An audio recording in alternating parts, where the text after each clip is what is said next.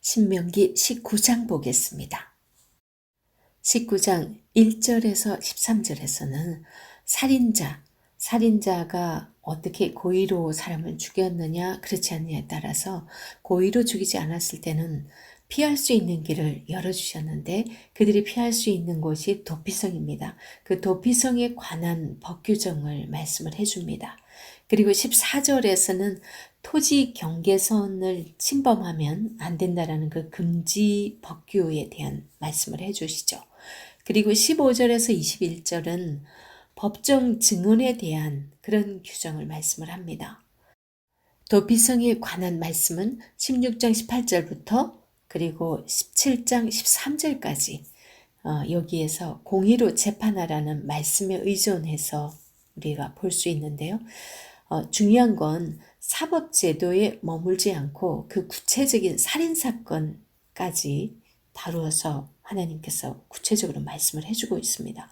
그래서 1절에서 13절의 이 도피성 규정에 대해서 살인사건이 발생했을 때 피할 수 있는 경우와 피할 수 없는 경우를 분명하게 규정을 해줍니다.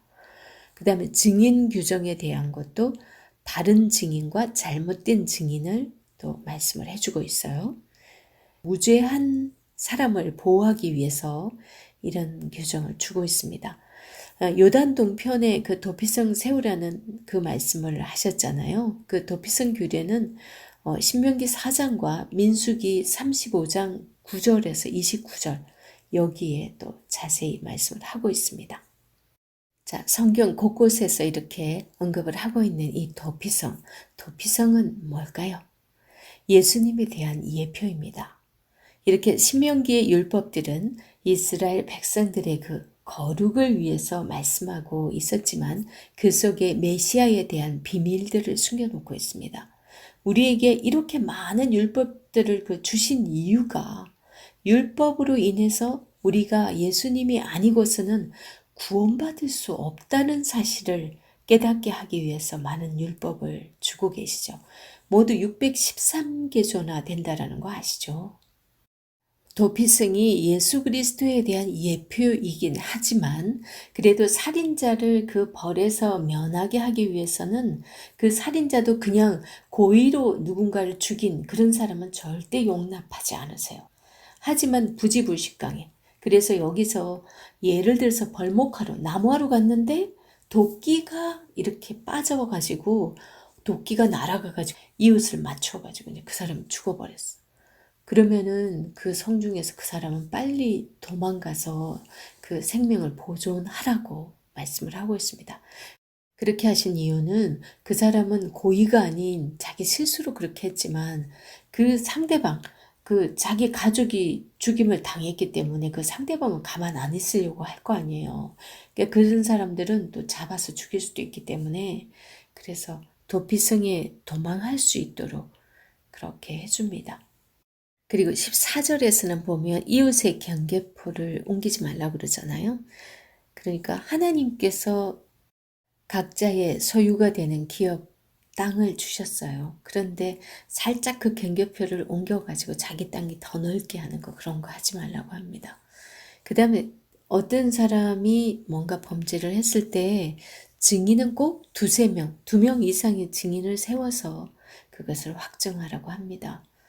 그리고 16절을 보면 만일 위증하는 자가 있어 어떤 사람이 악을 행하였다고 말하면 그 논쟁하는 쌍방이 같이 하나님 앞에 나아가 그 당시에 제사장과 재판장 앞에 설 것이요 재판장은 자세히 조사하여 그 증인이 거짓 증거하여 그 형제를 거짓으로 모함한 것이 판명되면 그가 그의 형제에 행하려고 꾀한 그대로 그에게 행하여 너희 중에서 악을 제하라.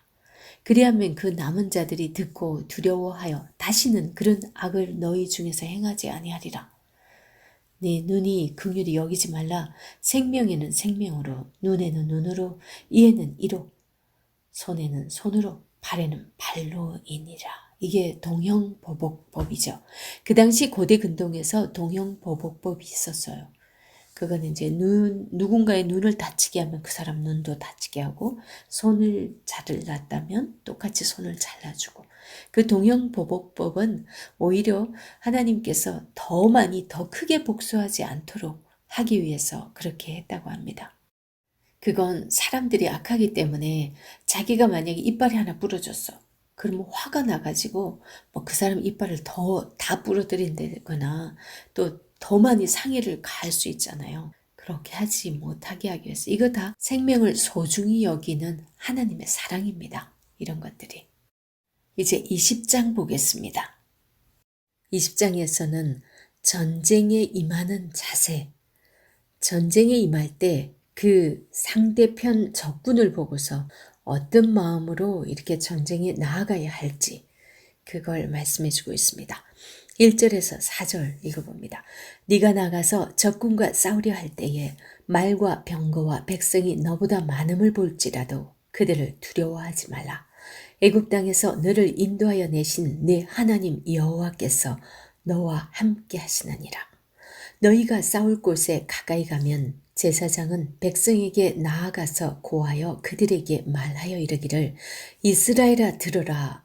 너희가 오늘 너희의 대적과 싸우려고 나아왔으니 마음에 겁내지 말며 두려워하지 말며 떨지 말며 그들로 말미암아 놀라지 말라. 너희 하나님 여호와는 너희와 함께 행하시며 너희를 위하여 너희 적군과 싸우시고 구원하실 것이라 할 것이며, 이렇게 전쟁은 하나님께 속했다라는 사실을 확실하게 알려주기 위해서 이렇게 말씀을 하십니다. 그리고 5절에서 9절은요. 전쟁에 나갈 만한 그런 자격이 되지 않는, 전쟁에 나가기에 부적절한 그런 사람들, 어찌 보면 병력 면제자들, 그런 것에 대한 규정을 주는데 좀 웃기는 규정들이 보여요. 5절에 보면 새 집을 건축하고 낙성식을 행하지 못한 자가 있느냐? 그는 집으로 돌아갈지니 전사하면 타인이 낙성식을 행할까 아니라. 이런 거 되게 웃기죠. 아니 그러면 누구는 새 집 지었다고 병력 면제해주고, 우리가 보면 너무 웃기는 말도 안 되는 얘기죠. 그 다음에 또 포도원을 만들고 그 과실을 먹지 못한 자가 있느냐? 실컷 농사 잘 지어놓고 그 과실을 거두지 못했어. 이런 사람도 집으로 돌아가라고 그래요. 그 다음에 또 여자와 약혼하고 그와 결혼하지 못한 자가 있느냐? 그는 집으로 돌아갈지니. 하나같이 이해가 좀 안 되죠. 이런 것들이. 또 8절은요. 책임자들은 또 백성에게 말하여 이르기를 두려워서 마음이 허약한 자가 있느냐. 그냥 전쟁에 가는 게 너무 두려워. 그래서 막 벌벌벌 떠는 사람이 있다면 그도 합당하지 않으니까 그도 병력 면제 이렇게 시켜준다는 거예요. 이게 우리가 상식적으로 이 문자대로 생각하면 도대체 이해가 안 됩니다. 하지만 이거는요. 그만큼 죽을 각오로 싸울 그럴 마음이 없이 미련이 너무 많은 거예요. 염려, 근심, 걱정이 많은 거예요. 오직 적군을 향하여 돌진할 그럴 태세가 안 되어 있고 마음이 나뉘어져 있는 사람이고 염려, 걱정하는 그런 사람들인 거예요. 그러니까 그런 사람들 다 합당하지 않다라고 말씀을 하고 계신 거예요. 그리고 10절에서 18절은 전쟁 수행에 관한 법률인데 그 첫 번째가 전쟁에 앞서 평화를 먼저 선언을 하래요. 그 다음에 받아들였을 경우는 받아들이는 방법을 이 11절에서 말해주는데 이 11절에서 너를 섬기게 할 것이요. 여기에서 섬기다. 이거는요. 부역이나 강제로 동원된 노동을 의미합니다. 그래서 노예나 부역자들로 차출하도록 자기를 내어주는 그런 경우를 얘기하는 거죠. 그 대표적인 사람들이 누굽니까? 여호수아서 9장 3절에서 27절에서 소개되고 있는 기브온 족속들이죠. 이들이 이제 이스라엘에 대한 그런 소문을 듣고 자기들은 아주 멀리서 온 것처럼 곰팡이 난 그 떡을 보여주면서 자기네들은 그냥 거기서 자기들 시키는 대로 다 하겠다라고 하면서 이렇게 고개 숙이고 들어오는 그런 경우이죠. 그런데 이런 규정들은요, 일반적인 적들, 우리가 전쟁을 하더라도 그렇게 상대방에서 미리 그냥 고개 숙이고 들어와서 우리를 받아달라고 하면 그런 건 받아주라는 얘기인데 우리가 잘못 적용하면 안 되는 부분이 있어요. 하나님께서 가나안 7부족은 헤렘을 명령하셨어요. 그 가나안 백성들은 다 진멸해야 됐었어요. 다 쫓아내든지 다 진멸해야 됐었었는데 이 므낫세 지파가 가나안 거민을 쫓아내지 않았던 이야기를 우리 17장 12절에서 13절 하고 있거든요. 그 이유가 뭐냐면 이 가나안에서 노역을 시키기 위해서 이 사람들에게 그렇게 한 거예요. 그게 이제 사사기 1장 28절, 30절, 그 다음 33절, 35절 그 얘기를 해주고 있습니다. 그리고 둘째는 도시가 멀리 있는지 가까이 있는지에 따라서 처리 방법을 달리해야 된다고 합니다. 그러니까 지금 기브온 족속이 그렇게 멀지도 않으면서 자기네들은 엄청나게 멀리서부터 왔다라고 거짓말을 한 거죠. 그러니까 아주 너무 멀리 있다든지 그럴 경우는 평화를 선언했을 때 받아들이는 경우가 되는 거죠. 즉 헤렘을 적용하는 경우와 그렇지 않은 경우를 정확하게 말씀을 해주는 거예요. 그러니까 멀리 있는 도시는 12절에서 14절과 같이 처리를 하라고 합니다. 20장 12절에서 14절 봅니다. 만일 너와 화평하기를 거부하고 너를 대적하여 싸우려 하거든 너는 그 성읍을 에워쌀 것이며 네 하나님 여호와께서 그 성읍을 네 손에 넘기시거든 너는 칼날로 그 안에 남자를 다 쳐 죽이고 너는 오직 여자들과 유아들과 가축들과 성읍 가운데 있는 모든 것을 너를 위하여 탈취물로 삼을 것이며 너는 내 하나님 여호와께서 네게 주신 적군에게서 빼앗은 것을 먹을지니라.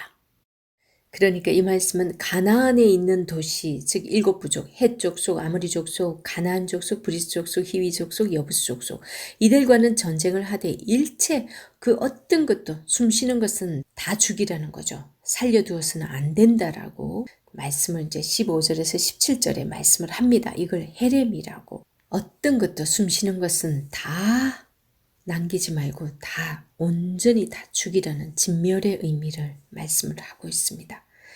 그리고 이와 같은 엄격한 처리 규정의 목적이 뭐냐면요. 가나안 족속들이 섬기는 그 우상을 섬기는 것을 하나님은 너무나 우려하셨던 거예요. 그래서 이스라엘 백성들이 본받아서 그 우상 섬길까 봐. 그 말씀이 18절의 말씀인 거죠. 이는 그들이 그 신들에게 행하는 모든 가증한 일을 너희에게 가르쳐 본받게 하여 너희가 너희의 하나님 여호와께 범죄하게 할까 함이니라. 실제로 하나님께서 염려하던 대로 이들이 다 쫓아내지 않고 자기네들을 그들 부려먹기 위해서 노예로 부려먹기 위해서 놔뒀다가 결국은 그들이 섬기는 그 신들을 본받아 섬기게 됩니다. 그러다가 사사시대를 맞이하게 되죠. 그리고 19절 20절에서는 헤렘을 명한 그 7부족의 그 도시라 할지라도 그곳의 수목들은 찍어내지 말라고 합니다. 하지만 그 수목들 중에선 찍어내어서 그 성읍을 치는 기구를 만들어 사용하는 것까지도 허락을 하시죠. 21장 보겠습니다. 21장에서 26장 여기까지는 이스라엘의 선교를 위한 다양한 규례들을 소개합니다. 21장 1절에서 9절까지 여기에서는 죽인 자를 알지 못하는 살인사건이 발생했을 때 어떻게 해야 될지에 대한 그 말씀을 하는데요. 그 동네 장로들이 아직 부리지 않은 암송아지를 골짜기로 끌고 가서 목을 꺾는 일로서 무죄한 피를 흘린 죄를 그들에게서 속량하는 제의를 하게 합니다. 이때 목을 꺾는 것은 맹세적 의미가 있어서 혹시 그들 중에 사람을 죽인 자가 있다면 그 송아지처럼 목이 꺾여서 죽을 것이라는 그런 의미도 된다고 합니다. 그 제의를 하는데 그 피살된 곳에서 가장 가까운 성읍의 모든 장로들이 그 골짜기에서 목을 꺾은 암송아지 위에 손을 씻으며 말하기를 우리의 손이 이 피를 흘리지 아니하였고 우리의 눈이 이것을 보지 못하였나이다. 여호와여 주께서 속량하신 주의 백성 이스라엘을 사하시고 무죄한 피를 주의 백성 이스라엘 중에 머물러 두지 마옵소서 하면 그 피 흘린 죄가 사함을 받으리니 너는 이와 같이 여호와께서 보시기에 정직한 일을 행하여 무죄한 자의 피 흘린 죄를 너희 중에서 제할지니라. 이 부분은 제6계명인 살인하지 말지니라 라는 그런 법과 관련된 생명과 관련이 있는 법으로 봅니다. 생명과 관련된 법인데 생명과 제일 관련 있는 것이 사실 전쟁이고요. 그리고 전리품 중 하나가 포로인데 이들도 다 생명과 관련된 거예요. 그래서 10절에서 14절은요. 여자 포로를 아내 삼는 절차를 말씀을 해주고 있습니다. 그러니까 생뚱맞게 왜 생명에 관한 그 십계명 설명의 일환으로서 뭐 이런 전쟁 포로 다루는 그런 얘기까지 나오나? 다 생명과 관련된 거죠. 그들도 포로기 때문에. 하지만 여자 포로 같은 경우는 남자들이 자기 아내로 삼고자 하는 사람도 있을 거 아니에요. 그런 경우는 어떤 절차를 밟아서 아내를 삶을 수 있다라는 거를 10절에서 14절에서 말씀을 해주고 있는 거죠. 네가 나가서 적군과 싸울 때에 네 하나님 여호와께서 그들을 네 손에 넘기심으로 네가 그들을 사로잡은 후에 네가 만일 그 포로 중에 아리따운 여자를 보고 그에게 연연하여 아내를 삼고자 하거든 그를 네 집으로 데려갈 것이요 그는 그 머리를 밀고 손톱을 베고 또 포로의 의복을 벗고 네 집에 살며 그 부모를 위하여 한 달 동안 애곡한 후에 네가 그에게로 들어가서 그의 남편이 되고 그는 네 아내가 될 것이요. 그 보세요. 그 다음이 중요합니다. 그 후에 네가 그를 기뻐하지 아니하거든 그의 마음대로 가게 하고 결코 돈을 받고 팔지 말지니라. 노예처럼 다루지 말라는 거죠. 그러면서 네가 그를 욕보였은즉 종으로 여기지 말지니라. 이런 거 역시 생명의 존엄성에 대해서 하나님께서는 초점을 가지고 말씀을 하고 있습니다. 그 다음 이제 15절부터 17절까지가 장자의 상속권에 대해서 말씀을 합니다. 왜 또 여기서 갑자기 장자의 상속권에 대한 말씀을 하시나 그런 생각이 들죠. 이렇게 포로 잡아온 여인을 또 자기 아내로 삼고 하다 보면 아내가 여러 명이다 보면 이 장자 상속권에 대한 다툼이 분명히 생길 수 있잖아요. 나중에 후처로 들어왔지만 그 사람을 더 아끼고 사랑해서 그 사람이 낳은 아이를 원래 처음 자기 부인의 아이보다도 더 앞세울 수도 있잖아요. 이스라엘에서 장자는 2배 몫을 주기 때문에 굉장히 중요하죠. 이들에게는. 그래서 진짜 참 장자. 그러니까 너가 사랑한다고 그 사랑하는 사람의 아이를 장자로 삶을 게 아니라 처음부터 그 장자를 장자권 그대로 인정해줘야 된다. 첫 부인의 아들에 대해서 그걸 말씀을 해주고 있고요. 그 다음에 18절에서 20절은 패역한 아들에게 내리는 벌 등 그 22장까지의 그 규례를 보면 삶의 모든 영역에서 그 삶의 거룩을 위한 여러 가지 규례들을 말씀을 해줍니다. 패역한 아들은 또 어떻게 처리할 건가? 과연 아무리 아들이 말을 안 듣는다고 해도 이렇게 할 수 있을까 싶습니다. 패역한 아들 어떻게 처리하나 볼까요? 사람에게 완악하고 패역한 아들이 있어 그의 아버지의 말이나 그 어머니의 말을 순종하지 아니하고 요즘은 진짜 많은데 그죠? 부모가 징계하여도 순종하지 아니하거든. 그의 부모가 그를 끌고 성문에 이르러 그 성읍 장로들에게 나아가서 그 성읍 장로들에게 말하기를 우리의 이 자식은 완악하고 패역하여 우리 말을 듣지 아니하고 방탕하며 술에 잠긴 자라 하면 그 성읍의 모든 사람들이 그를 돌로 쳐 죽일지니 이같이 네가 너희 중에서 악을 제하라. 그리하면 온 이스라엘이 듣고 두려워하리라. 물론 일벌백계로서 이렇게 함으로 인해서 이스라엘의 모든 백성들이 정말 부모를 공경하는 사람, 나아가서는 가장 큰 부모님은 하나님이시죠. 모든 백성들이 하나님의 말씀에 청종하지 않을 때 이렇게 죽일 수밖에 없는 그런 걸 가르쳐 주기 위함이지만 이 육신의 부모에 대한 부분도 말을 듣지 않으면 이렇게까지 하라고까지 말씀합니다. 그리고 22절과 23절은 기타 규정인데요. 사람이 만일 죽을 죄를 범함으로 네가 그를 죽여 나무 위에 달거든 저주받아 죽은 거죠.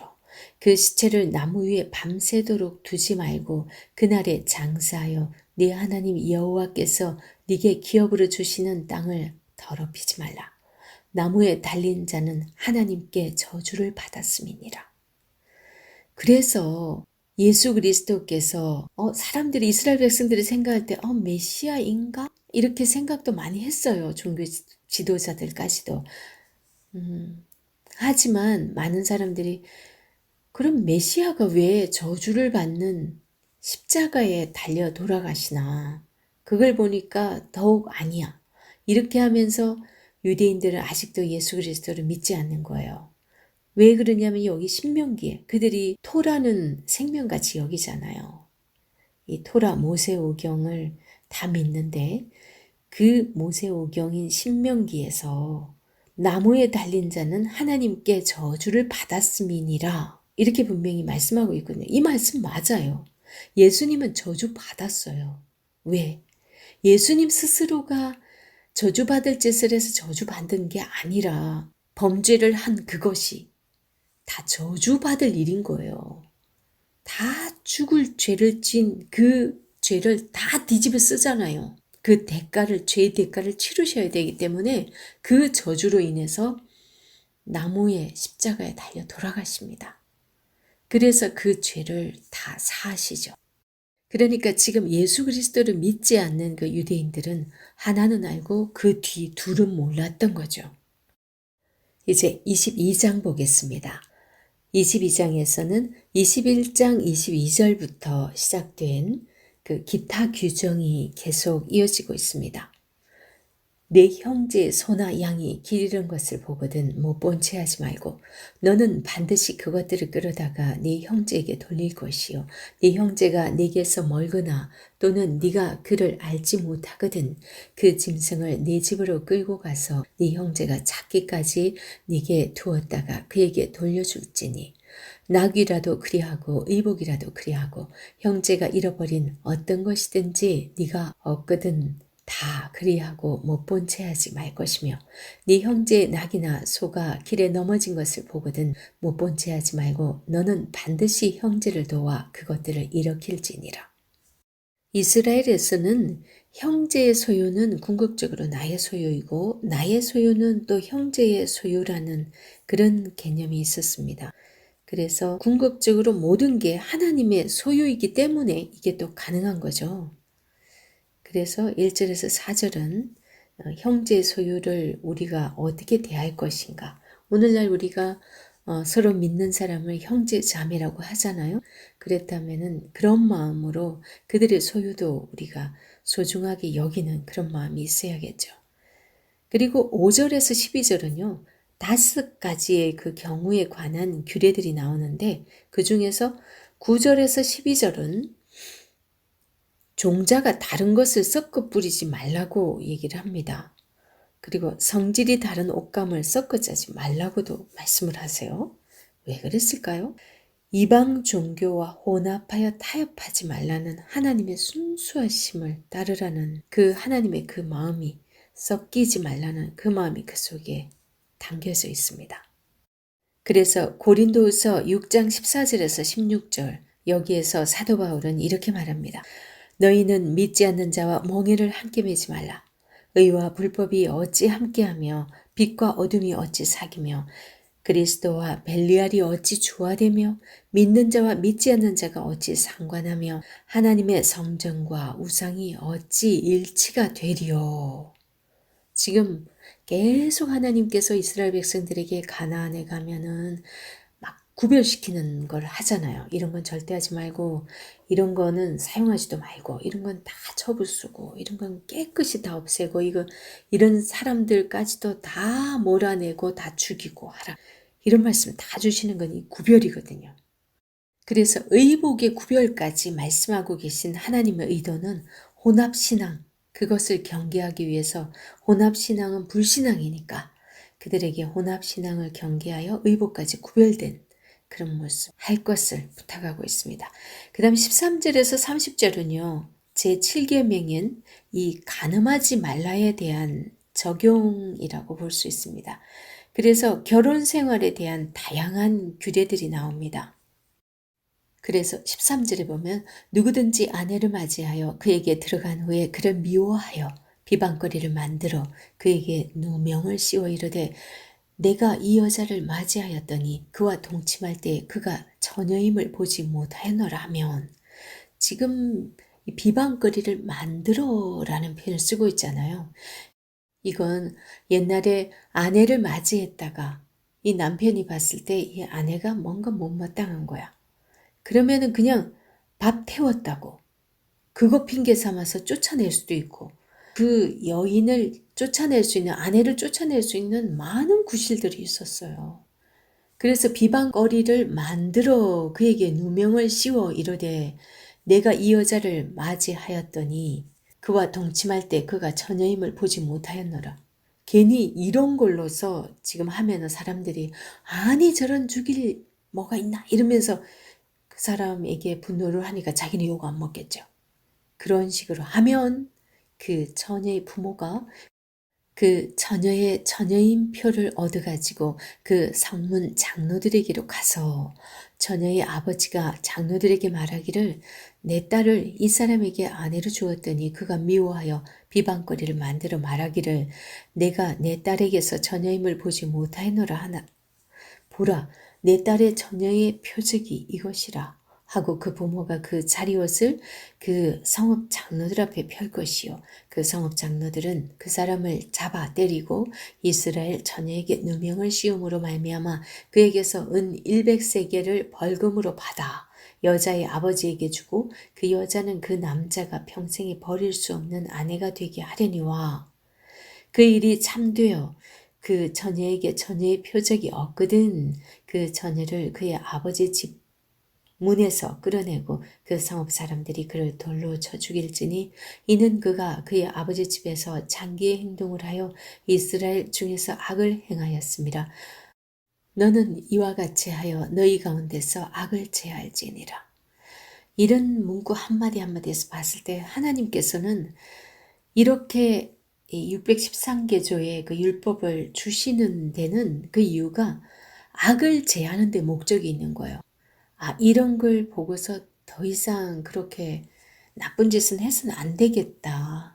그러니까 여인도 결혼하기 전에 혼전 순결을 확실히 지켜야 된다.